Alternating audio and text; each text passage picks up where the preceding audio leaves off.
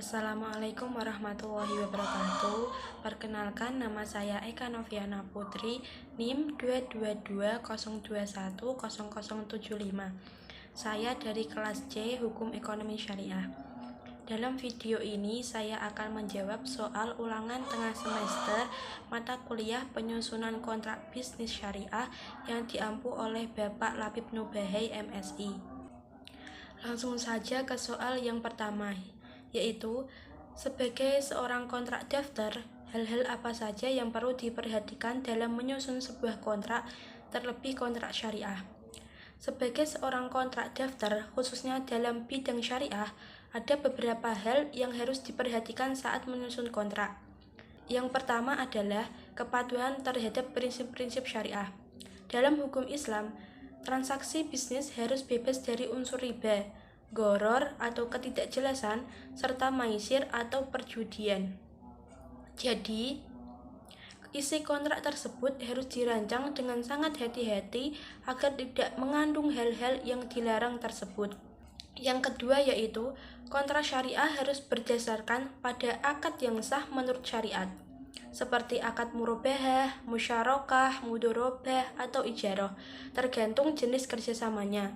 Hal ini penting karena setiap akad memiliki syarat dan rukun yang berbeda-beda. Dan yang ketiga yaitu, kontrak harus memenuhi unsur legal formal menurut hukum positif yang berlaku di Indonesia, seperti mencantumkan identitas para pihak, objek perjanjian, dan kesepakatan bersama, tapi tetap tidak boleh bertentangan dengan prinsip-prinsip Islam. Yang keempat, bahasa dalam kontrak harus jelas, tidak multitafsir, dan mencantumkan pasal-pasal yang lengkap seperti hak dan kewajiban para pihak, ketentuan penyelesaian sengketa, serta konsekuensi jika salah satu pihak berprestasi. Dan yang terakhir yaitu, perlu juga untuk menjunjung tinggi aspek transparansi dan keadilan antar pihak, karena dalam Islam, transaksi yang sah harus dilandasi oleh prinsip kejujuran, keterbukaan, dan tidak boleh merugikan salah satu pihak. Selanjutnya yaitu soal nomor 2. Jika muncul perselisihan penafsiran terhadap salah satu klausul dalam kontrak, langkah-langkah strategis apa yang seharusnya Anda ambil sebagai kontrak daftar? Ketika terjadi perselisihan penafsiran terhadap klausul dalam kontrak, sebagai seorang kontrak daftar, langkah pertama yang saya ambil adalah mengklarifikasi maksud dari klausul tersebut secara objektif, berdasarkan dokumen asli kontrak dan notulensi atau komunikasi saat penyusunan kontrak. Langkah kedua, saya akan mengundang kedua belah pihak untuk bertemu atau duduk bersama dalam musyawarah atau mediasi dan mendengarkan penafsiran masing-masing pihak. Tujuannya yaitu untuk memahami duduk perkara dan di mana letak perbedaan persepsi mereka. Prinsip utama dalam penyelesaian sengketa bisnis syariah adalah islah, yaitu perdamaian. Jadi, mediasi adalah cara yang tepat dan disarankan.